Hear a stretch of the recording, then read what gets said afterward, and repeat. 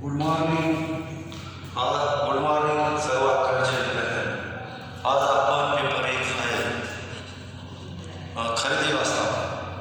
ह्या खरेदी व्यवस्थापन ह्या टॉपिकमध्ये काल आपण खरेदीची व्याख्या बघितली, बाजारपेठेची व्याख्या बघितली, सामग्रीचे प्रकार बघितले. आज आपण बघणार आहोत घरगुती वापरायच्या वस्तू, डॉमेस्टिक गुड्स. त्या डॉमेस्टिक गुड्समध्ये किंवा घरगुती वापरायच्या वस्तूमध्ये 2 प्रकारच्या वस्तू असतात: उपभोग्य वस्तू, बिगर उपभोग्य वस्तू. कंझ्युमेबल गुड्स, नॉन कंझ्युमेबल गुड्स. आता उपभोग्य वस्तू म्हणजे काय?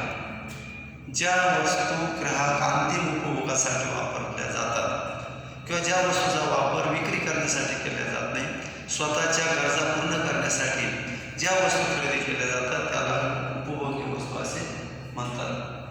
आणि बिगर उपभोग्य वस्तू म्हणजे काय की ज्या वस्तू वापर करून त्या नष्ट होत नाही, ज्या वस्तू टिकाऊ असतात त्याला त्या ठिकाणी नॉन कंझ्युमेबल गुड्स असं त्या ठिकाणी म्हणलं जातं. आता या ठिकाणी उपभोग्य वस्तूमध्ये 5 वस्तू आपल्याला या ठिकाणी सांगता येईल. पहिला जो आहे अन्नधान्य. अन्नधान्य म्हणजे काय? गहू, बाजरी, ज्वारी, मका, तांदूळ याला या ठिकाणी अन्नधान्य असं म्हटलं जातं. अन्नधान्यामध्ये या वस्तू मोडल्या जातात: गहू, बाजरी, ज्वारी, भात, मका, वरई, नागली वगैरे. किराणा माल. बघा, तुम्हा विद्यार्थ्यांना सगळ्यांना माहीत असेल किराणा माल म्हणजे काय की किराणा दुकानात आपल्याला कोणता माल मिळतो? साखर, तांदूळ, चहा, त्यानंतर सगळे धान्य, सगळ्या डाळी, ह्या सगळ्या याला किराणा माल म्हणायचं. झाडू असेल, कंपास असेल, सौंदर्य प्रसाधने असेल, म्हणजे जो माल किराणा दुकानामध्ये विक्रीस ठेवलेला असतो त्या वस्तूला किराणा माल असं म्हणतात.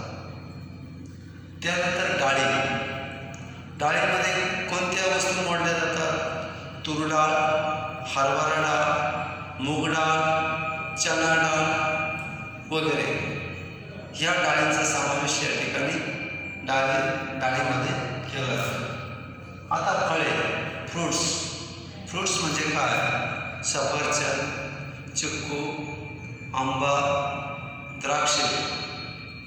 त्याच्या अशा आपल्याला त्या ठिकाणी फ्रूटमध्ये त्याचा त्या ठिकाणी समावेश होतो. आता सौंदर्य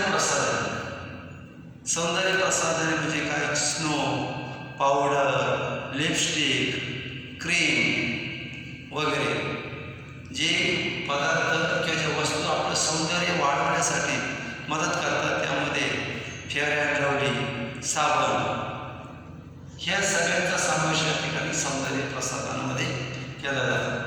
तर उपभोग्य वस्तूमध्ये अन्नधान्यामध्ये कोणत्या वस्तू मोडतात? किराणा मालामध्ये कोणत्या वस्तू मोडतात? डाळीमध्ये कोणत्या वस्तू मोडतात? फळामध्ये कोणत्या वस्तू मोडतात? सौंदर्य प्रसाधनामध्ये कोणत्या वस्तू मोडतात? याची आपण चर्चा केली. आता बिगर उपभोग्य वस्तू म्हणजे काय की ह्या उपभोग्य वस्तू ह्या वापर केल्यानंतर संपून जातात. फळे खाल्यानंतर संपून जातात, सौंदर्य प्रसाधने लावल्यानंतर कमी होतात. किराणा माल आपण कंझ्युम करतो किंवा अन्नधान्य असेल जे खाऊन वापरून नष्ट होतात त्याला म्हणायचं कंझ्युमेबल. आणि नॉन कंझ्युमेबल म्हणजे काय की ते वापरून नष्ट होते, त्याचा आपल्याला वापर करता येतो.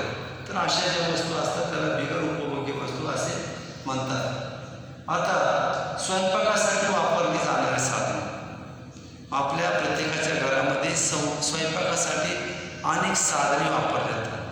उदाहरणार्थ गॅस, मिक्सर, त्याच्यानंतर समजा ओव्हन, अशा अनेक वस्तू ज्या असतात ज्या आपल्याला स्वयंपाकघरामध्ये त्या ठिकाणी वापरल्या जातात. तर त्याला म्हणतात स्वयंपाकासाठी वापरली जाणारी साधने. गॅस शेगडी असेल, गॅस असेल वगैरे. तर करमणुकीची साधने. प्रत्येकाच्या घरामध्ये करमणुकीची कोणती साधने असतात? टी व्ही, रेडिओ, मोबाईलमधील काही गेम असतील, व्हिडिओ, साऊंड सिस्टीम, त्याच्यानंतर डीजे आपल्या घरगुती याच्यात वापरता येत नाही, परंतु इतर जी किरकोळ स्वरूपाचे जे असतात, विशेषतः टी व्ही हे अत्यंत महत्त्वाचं साधन आहे. VCR किंवा FM किंवा रेडिओ याचा समावेश करमणुकीच्या साधनामध्ये केला जातो, किंवा मीडिया प्लेअर वगैरे.